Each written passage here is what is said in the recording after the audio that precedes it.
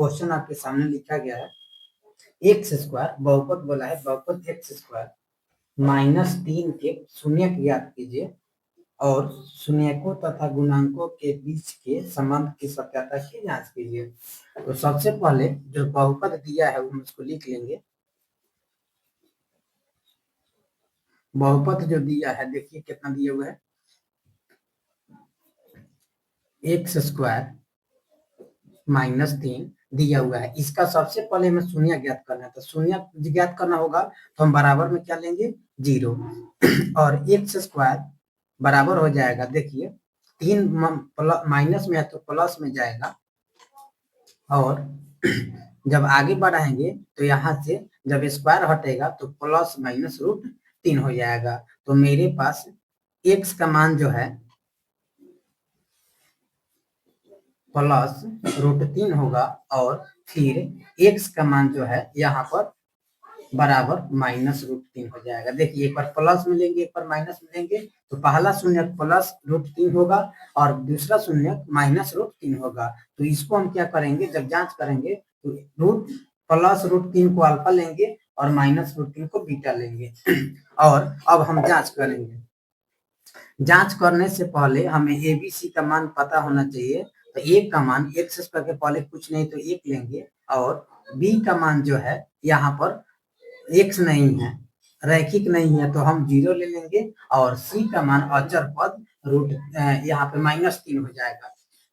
X square का मान आपका क्या हो जाएगा, एक्स स्क्वायर के बगल में जो अंक रहेगा वो ए का मान होगा, रैखिक मतलब एक्स केवल रहेगा तो आपका बी होगा। तो यहाँ पे नहीं है तो हम 0 ले लेंगे और अचर पद -3 सी हो जाएगा। तो हमें क्या करना है, जांच जब करेंगे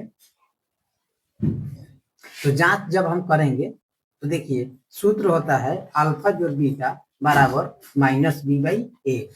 सूत्र होता है अल्फा जोड़ बीटा बराबर -b/a।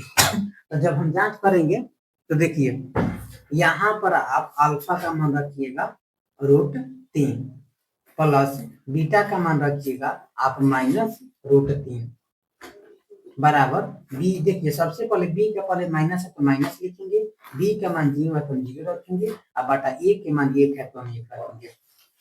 आगे जब बढ़ाएंगे इसको तो ध्यान से देखिएगा, यहाँ पर √3 देखिए प्लस और माइनस माइनस हो जाएगा √3 और बराबर देखिए 0 में किसी भी संख्या से भागा दीजिएगा तो 0 हो जाएगा और यहाँ पर कट जाएगा, 3 में से 3 जाएगा 0 बराबर 0। तो अल्फा जोड़ बीटा, और एक बात याद रखिएगा आगे उसको समझाएंगे।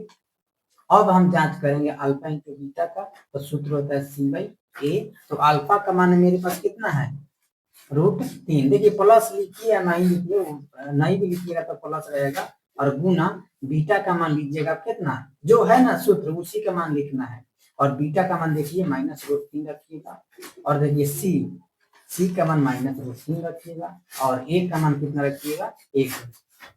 आगे जब बढ़ाइएगा तो देखिए यहाँ पर सबसे पहले माइनस आ जाएगा, यहाँ पर देखिए जब 3 और 3 को गुना कीजिएगा तो बगल में बता देना रूट में 3 गुना 3 हो जाएगा। आपको पहले से पता है कि रूट के अंदर यदि जोड़ा पूछता है तो बाहर एगो निकलता है, तो इसमें से एगो निकल जाएगा बराबर 3 में 1 से भागा दीजिएगा -3 हो जाएगा। तो आपका यहीं पे सत्यापित हो जाएगा। और एक चीज याद रखिएगा, आप जहां कहीं भी अल्फा जोड़ बीटा रहेगा तो शून्यकों का योगफल समझेंगे। शून्यकों का इसको हटा दीजिए